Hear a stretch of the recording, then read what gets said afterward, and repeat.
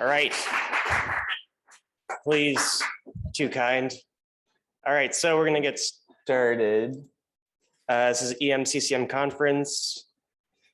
Special thanks to the EMCCM team, Drs. Belyevskaya, Tan, Beta, Kim, D'Souza, and Wiener for all of their input. So this is the pre-hospital history. We have a 62-year-old man. He has a seizure and he's altered. He has pinpoint pupils and is given naloxone, which we can talk about in a bit. And he has en route, has a generalized tonic-clonic seizure. On your initial assessment, the patient's airway is intact. He has clear breath sounds bilaterally, but he is noted to be cyanotic. His circulation is notable for warm extremities and he's oriented ×2. Initial vital signs are notable for a borderline low blood pressure, but maintaining his MAP at 65. He does have low oxygen saturation at 85% on room air, and his finger stick glucose is 91. All right, so with that, we're going to generate our preliminary problem list. So can anyone identify some of the issues facing this patient at this moment in time? Hypoxia, excellent. Seizure, great. Hypotension, perfect. Altered mental status, you guys pretty much got them all. I added cyanosis to the list just because it is a remarkable physical exam finding that could be suggestive. But yes, all of those that we just talked about. Good job, everyone, and at home. Way to tune in. Initial interventions. So the patient was placed on face mask O2. Venous access was established peripherally. He was placed on the cardiac monitor. ECG was obtained. A bedside ultrasound was done, particularly with a focus on the heart. And a rapid blood gas was sent to the lab. So a little bit more history. The patient was brought in by EMS from a men's shelter, again, for seizures and altered mental status. He was given naloxone 2 milligrams for pinpoint pupils, hypotension, and unresponsiveness, which are pretty debatable as indications for administration of naloxone, right? We don't give it as part of our coma cocktail anymore. He did have a generalized tonic-clonic seizure en route, and his brother reports polysubstance use. His medications are unknown at this time. He does have a prior diagnosis of asthma. In terms of the substance use, he's known to have used heroin and cocaine in the past. He has no known drug allergies. Socially, again, alcohol and substance use. He is in recovery, but did have a relapse a month and a half ago. No history of intravenous drug use, and he resides in a homeless shelter. Going to his physical exam, he has a waxing and waning mental status with intermittent gaze deviation, becoming unresponsive, and has tonic posturing, and again, was oriented ×2. In terms of his HENT exam, his airway was noted to be patent, and he did have cyanotic mucosa. He had a regular rate and rhythm on his cardiovascular exam. He had warm extremities. He was breathing with clear and equal breath sounds bilaterally. His abdomen was soft, non-tender. He was noted to have peripheral cyanosis as well at his fingertips and nail beds without lower extremity edema. And he was moving all of his extremities spontaneously. However, after this pretty rapid interview and exam, the patient did have a change in his clinical status. So on reassessment, the patient was now noted to be becoming increasingly hypotensive to systolics of 70s to 80s and was persistently hypoxic despite 10 liters of oxygen by face mask. He was noted to be persistently posturing in a tonic kind of posture with left gaze deviation, and was noted also to have both hypopnea and bradypnea, maybe becoming agonal. So a stroke code was called for this patient. He was given 2 milligrams of lorazepam IV push. He was given a bolus of levetiracetam, and 2 doses of push dose epi were provided to assist with his blood pressure. He was rapidly intubated with rocuronium and etomidate. He was started on both midazolam and fentanyl infusions, and he was covered empirically for meningitis with Ceph vanc, and acyclovir. Does anyone want to offer up some potential differentials? What are we thinking about for this patient? Status, toxic, good. See it, yep. Intracranial hemorrhage. I don't know where that's a really, wow, Piccioni. Way to just, all right, so yeah, I grouped out, so I think the differential for this patient, I think you can kind of look at it in two different ways and combine. So we have altered mental status, we have hypotension, and then we have hypoxia. So when we're thinking about our differential, we should include etiologies for all of those. So shock, septic, cardiogenic, intracardiac shunt would be a reason for refractory hypoxemia. Hepatopulmonary syndrome as well would cause shunt physiology, meningitis encephalitis, intracranial hemorrhage, and then reasons for pulmonary etiology of his hypoxemia, pneumonia, ARDS, a massive PE would also explain hypotension. And then way down there, we have methemoglobinemia and sulfhemoglobinemia. Odd, but on there. This was his ECG. We can just go through it really quick. He's a sinus tach. He has a normal axis intervals. Looking at for signs of ischemia, he does have inferolateral ST depressions and T-wave inversions with an ST elevation in AVR, concerning for diffuse subendocardial ischemia. POCUS showed good ejection fraction without a D sign or a pericardial effusion. Blood gas analysis was sent at least 3 times with blood gas stating that they would not be able to run the sample given that it was clotted each time it was sent. Further testing and consultations, included a broad laboratory panel, including a metabolic panel, CBC, a D-dimer trope, co-oximetry and an arterial blood gas, a methemoglobin level and a carboxyhemoglobin level, UTOX, alcohol, and other tox labs, blood and urine cultures, a CT head, and a consult to crit care medicine. So we're going to go through some of the results. These are the labs, and that is my lab. Highlighted in red are some pretty mild lab abnormalities. He has a mild leukocytosis. He's a little anemic. His D-dimer was elevated and his UTOX was positive for cocaine. His initial trope was negative and his COVID was negative.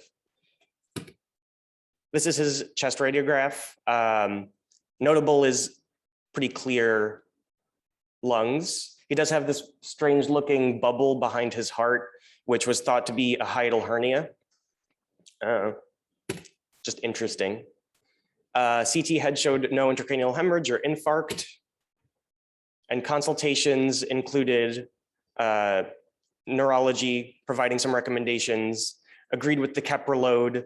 They recommended high dose thiamine, an EEG, an infectious workup, CSF studies, a CK, MR brain, but overall they were as well suspicious for either a toxic or metabolic process. Crit care medicine said, admit.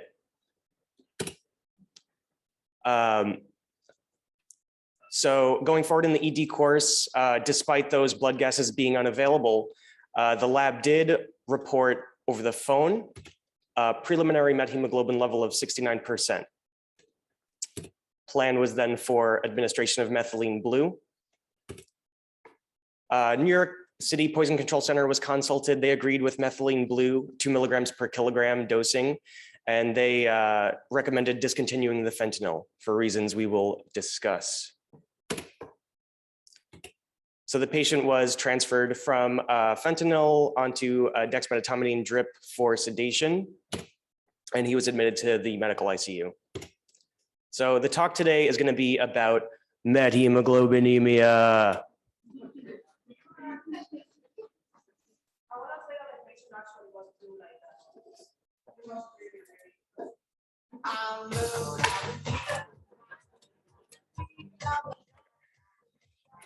Oh God. Okay. No. All right. All right. So going forward, we're going to break down our discussion into the pathophysiology of methemoglobinemia. We're going to talk about some clinical manifestations. We're going to discuss a couple of inducers of methemoglobin, and then go into the management as well. So methemoglobin is a pathologic form of hemoglobin in which the 2+ iron at the center of the porphyrin ring is oxidized into its 3+ state. I always forget if it's ferric or ferrous, but I don't know, who cares? So we all have what? Soon, one day maybe. We all have a little bit of methemoglobin, so we're all just a little bit blue inside. It's beautiful. Typically levels are about 1%. And the reason is because we are under a constant oxidative stress, but we have intrinsic mechanisms to reduce our methemoglobin back into the normal heme.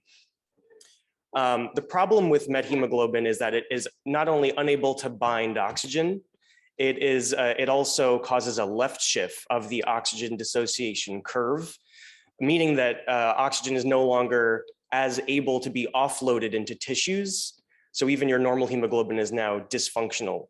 Why are RBCs so the cell that is so susceptible to oxidative stress? Well, they're in the blood compartment, so they're bathed in whatever xenobiotics you get exposed to. They also don't have a nucleus, so they can't make any new proteins, and so are reliant only on those endogenous processes to restore their normal redox state. So this is a terrifying slide. I'm sorry. But no, it's actually a very important slide for the talk today. And we don't have to focus on it in its entirety, but what I want to focus on are two parts. And that's the cytochrome B5 reductase enzyme, which is the predominant enzyme that's responsible for maintaining normal hemoglobin. And it uses NADH as the electron donor. On the right side of the pathway, we have where methylene blue acts. And methylene blue acts by providing an electron, which it steals from NADPH, to then reduce hemoglobin back and methemoglobin back into its normal state. So the NADPH methemoglobin reductase is only responsible for about 3% of reducing hemoglobin back to its normal state under normal circumstances. But this pathway is kind of hijacked by methylene blue. And so what you see is a couple of things are necessary for methylene blue to work. You need a store of NADPH. And so if you have G6PD deficiency, you may not have enough NADPH to provide a sufficient pool of electron donors. As well, patients can have enzymatic deficiencies in NADPH methemoglobin reductase, which again would make it difficult for methylene blue to do its job. This slide also kind of shows the marriage, or like the relationship between hemolysis and methemoglobinemia, right? As you can see, so G6PD patients, they also are unable to have, they don't produce enough glutathione in response to oxidative stress. So they can't, not only can they not deal with oxidation to the red cell proteins and membranes, leading to hemolysis, but they would also not be able to adequately reduce their methemoglobin back to hemoglobin. So where the oxidation is happening tells you what pathologic process you can expect. If the oxidation is happening to the proteins or membranes, you're going to get hemolysis. If it's happening to the iron of the porphyrin ring, you're going to get methemoglobin. So there are a number of methemoglobin inducers. Poppers is the name of a street drug. They're the chemical structure, they're various alkyl nitrites. So they have a nitrite group and then any various carbon chains. So amyl nitrite is one common one, as is butyl nitrite. The reason they're called poppers is because historically they were placed in glass vials that needed to be popped for the vapors to be released and inhaled. This is how our old our old like cyanide kits used to work by inducing methemoglobinemia. They're used and abused recreationally for their brief euphoric effects. Use is predominantly among homosexual men. There was some survey data that shows that actually 3% of the US population at any one time reported use, and about 30% of homosexual men at any time had tried it. So it is something that is well used. It's also not, it's not a category drug, it's not illegal. Topical anesthetics are pretty much anything that ends in cane can cause methemoglobinemia, but benzocaine tends to be the one we see most often in case reports. Reason being is it's not only a very strong oxidizer, but it's difficult and erratic in terms of its dosing, right? I mean, you're supposed to, you squeeze it for less than 1 second. That's the dosing, but how much dose you're providing to the patient is dependent both on the residual volume within the actual canister, as well as like the orientation at which the canister is held. There's a lot of case reports of people coming from the endoscopy suite who are deeply blue and suffering from methemoglobinemia, because this is used commonly to facilitate endoscopies. Other miscellaneous xenobiotics are worth mentioning. Aniline is a dye, or aniline is a precursor chemical that's very common in industry. It's used to manufacture dyes and plastics. Dapsone is a medication used for leprosy, but it's also indicated in PCP prophylaxis and treatment in HIV patients. Both of these are metabolized to very strong oxidizing agents that are continuously regenerated very rapidly. And so they can lead to very, very high rates of oxidant stress and also rebound methemoglobinemia 4 to 12 hours after they're initially, after being treated with methylene blue, given this like unique pharmacology. So given that it's actually the toxic metabolites that are the problem here, cimetidine, which is a kind of broad inhibitor of cytochrome P450, is indicated. It'll stop these from getting metabolized to those toxic byproducts.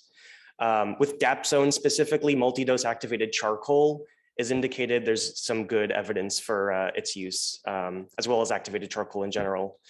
We prescribe a lot of phenazopyridine. It's worth noting that even just a couple of pills in an infant or an ESRD patient can cause methemoglobinemia. So it's also a pretty common, moving on. Nitrites and nitrates are also notable causes of methemoglobinemia. Well water, which is, it can be contaminated with fertilizer and like nitrogenous runoff, has also been implicated in some cases, as well as some antimalarials like chloroquine, hydroxychloroquine, and many more. So there's a lot.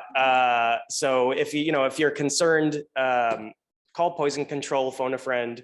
All of these xenobiotics also have many other toxicological effects. So they don't just induce methemoglobinemia, they do lots of other things. So get help if you need it.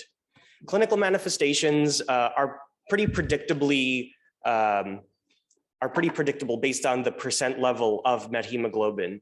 So we see that chocolate blood and cyanosis at anywhere from like 15 to 20% methemoglobin level. At 50 to 70%, we start seeing CNS depression, seizures, metabolic acidosis, as well as cardiac arrhythmias. Oh, those didn't show up. Those are skulls. Those are skulls and crossbones, those boxes. God, so disappointing. Our patient had a level of 69%. So he was well on his way to the danger zone. Notable and important to state that these percentages are based on a patient who has no medical problems and has a hemoglobin of 15 grams per deciliter. So if your patient is anemic or if they have pre-existing cardiorespiratory issues, they could be significantly symptomatic at much lower levels of methemoglobin. So when to suspect it, there are a couple of clinical clues. Cyanosis, both central and peripheral, should tip you off to a potentially methemoglobinemia. as should that dark chocolate blood, especially if you take the patient's blood, put it on some gauze or filter paper, and it doesn't turn red exposed to the air. You can even expedite the process by blowing some O2 on it. Venous blood, just deoxygenated venous blood, should turn red, but methemoglobin blood won't. Persistent oxygen saturation at the 84–85%, that's refractory to oxygen, should also raise your antenna to this is the possible etiology. There's some data looking at how to diagnose this in kind of resource poor settings or when a methemoglobin level isn't available. The color of the blood is actually pretty faithful in in determining the percent of methemoglobin. So there's some papers that have made these color charts that you can use as a spot check. It's worth talking a little bit about pulse oximetry and why the pulse oximeter gets fooled by methemoglobin. So pulse oximetry works by measuring the absorbance of light through the patient's finger at 2 wavelengths. It uses 660 nanometers, which is near infrared, which is red, and 940, which is near infrared. Oxygenated hemoglobin absorbs less red light, which makes sense. That's why it's more red. It scatters more red light, while deoxygenated blood absorbs more light at the red wavelength. The ratio is then what's used to then give a corresponding value of the saturation.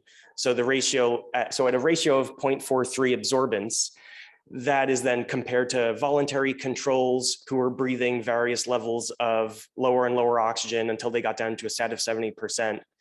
So 0.43 corresponds to 100% saturation. If absorbance is equal at 660 and 940, that corresponds to a saturation of 85%. Now, methemoglobin absorbs light pretty equally, both at red and near infrared levels. And so it gives you a 660 to 940 ratio of 1, which is why as you get higher and higher levels of methemoglobin in the blood, the saturation becomes fixed at around 85%. Diagnosis is made based on co-oximetry. Co-oximeters work under similar, they work in the same fashion as pulse oximeters by measuring absorbance at different wavelengths, but they use more wavelengths of light. So based on how many wavelengths you have, you can identify more forms of pathologic forms of hemoglobin. So there are actually spot pulse oximeters like the one on the right that uses 4 to 5 wavelengths and can identify how much methemoglobin or carboxyhemoglobin is present on a patient. Management is offered by, this is from Goldfrank's, the Holy Bible. Cyanosis should be treated with supportive care, supplemental oxygen. If there's no response to high flow O2, that's when the suspicion for methemoglobinemia should be raised. You draw a level. The treatment threshold is 30% methemoglobinemia.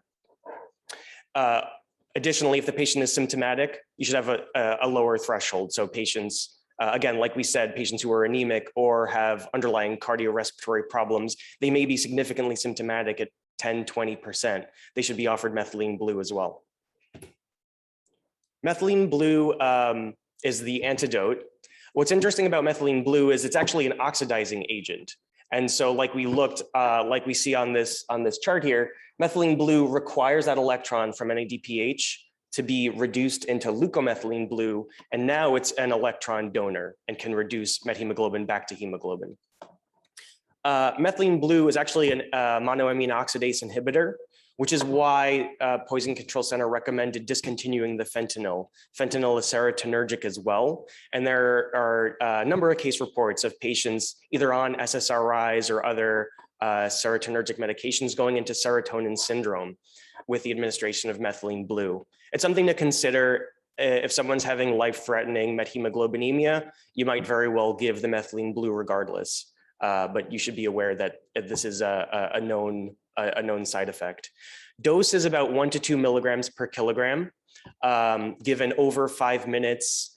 Pain at the site is the most common reaction, so you should flush the methylene blue with like 15 to 30 cc's after you administer it. Doses of 7 milligrams per kilogram or greater are not recommended, but you can repeat the dose as needed. There's certain groups that will provide continuous infusions of methylene blue, especially for like aniline or dapsone toxicity, but I'm not going to get too much into that. And also it does also cause, because it's a colorimetric, because it's a dye itself, it'll cause blue discoloration, and it'll cause aberrant reading by the pulse oximeter as well, just transiently. What if the methylene blue doesn't work? There's a couple of things to think about if that's the case. Again, we said G6PD deficiency, you don't have a sufficient store of NADPH, and are unable to provide electrons to methylene blue. Is there ongoing absorption of the intoxicant? So GI decontamination and skin decontamination should be considered in that case. Like we said, with like dapsone and aniline, you can get a rebound effect. Methylene blue toxicity, again, is an oxidizer and can cause methemoglobinemia itself in overdose. So that would be something to consider, especially if you're getting up there in terms of your dosing. There's something called sulfhemoglobinemia, which we will discuss just in a moment. Oh, and here it is. Boom. So sulfhemoglobinemia is another pathologic form of hemoglobin. Lots of the same medications that cause methemoglobinemia can also cause sulfhemoglobinemia. And as you can see, it's the only difference is that there's a sulfhydryl group that is covalently bound to the porphyrin ring. This is a reversible. So this form of the sulfhemoglobinemia causes green blood, which is pretty cool. And the nice thing about it, though, is that it actually right shifts the oxygen dissociation curve. So patients tend to be much less symptomatic than you would expect for the level of sulfhemoglobinemia. The treatment is, when I say supportive, you say care. Supportive. Yeah. There are some adjuncts and alternatives to methylene blue, which you may consider, especially in cases of like G6PD deficiency, the patient's not responding to methylene blue. Vitamin C can be administered. It's slower acting, probably even slower than like your own endogenous pathways of reducing methemoglobinemia. So, but doesn't do much harm if you're kitchen sinking it. Riboflavin works through the same pathway as methylene blue. So if your methylene blue is not working, riboflavin's probably not going to work either, but you can try it. Why not? Exchange transfusion for kind of dire cases, and exchange transfusion also can be offered in significant cases of sulfhemoglobinemia toxicity. And then hyperbarics, basically just to bypass the hemoglobin altogether, as a temporizing measure, it can be considered. So the patient ultimately on hospital day 1, further collateral from the brother did indicate that the shelter was concerned. He might have ingested some Rush nail polish removal. And so Rush, these poppers, they're nail polish remover in the same way that bath salts are bath salts. They're not really nail polish remover. He had a TTE that showed an ejection fraction of 30 to 35% with moderate global hypokinesis. His methemoglobin levels remained low, 0.9, 0.7%. Hematology was consulted. Patient was extubated on hospital day 2. His antibiotics were discontinued. He had some agitation, required some antipsychotic medication. Was started on methadone given his known history of substance use. He was downgraded to med-tele on hospital day 5. He was seen and cleared by psychiatry hospital day 6 and 7 and discharged on hospital day 8. He was seen in a clinic 10 days after his hospital course and told the provider at that time that he suspected a friend of his actually just dropped a bottle of Rush into like an alcoholic drink he was drinking. Some friend. So in summary, consider methemoglobinemia in cyanotic patients. Remember your clinical clues to its diagnosis. Give methylene blue, doses 1 to 2 milligrams per kilogram. Again, if symptoms or if the level is greater than 30%. Remember your differential when refractory to methylene blue, right? We talked about a couple of reasons why your methylene blue might not be working. Remember your adjuncts and always phone a friend, AKA SAGE. That's it.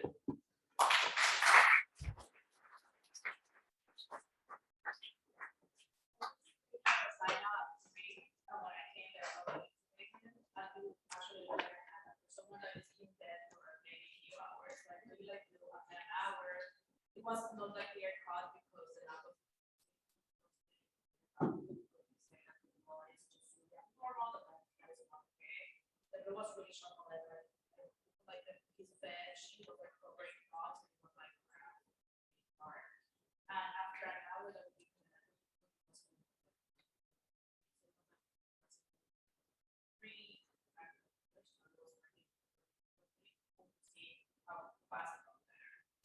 Yeah, so Camacho was saying it was a case that she got his sign out. It was a cool case.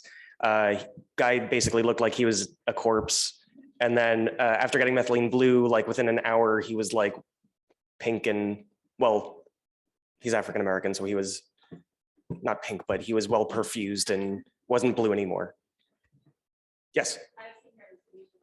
Oh, yeah. Yeah, the blood was definitely off the ground. We threw 6 blood gases. I went to the blood gas. I went to the lab myself and they refused to run it. But the other thing to say is that we never got a Methemoglobinemia level before we called the control center. Oh, okay. We just had really, really high clinical suspicion at that time, and Dr. Macho was like, we need to give this and try it, and they agreed. So we were clinically suspicious about it initially with Dr. Cobb when he even came in. We only called the stroke group to get neuro down there faster for procedures. And you should go to the pharmacy and get the methylene blue because on the picture it's in those glass vials and it broke inside the canister and it was all the methylene blue stock we had at UHB and they had to send it over to the county. So physically go and pick it up yourself and send someone to that. So paraphrasing from Taylor, they had a really high clinical suspicion initially for this patient. And so they did consider giving methylene blue just empirically based on his presentation and also downstate as the worst. That's what I heard. Don't forget you can give methylene blue both IV and PO, and it'll turn your urine blue for about 5 days. It's a fun party trick.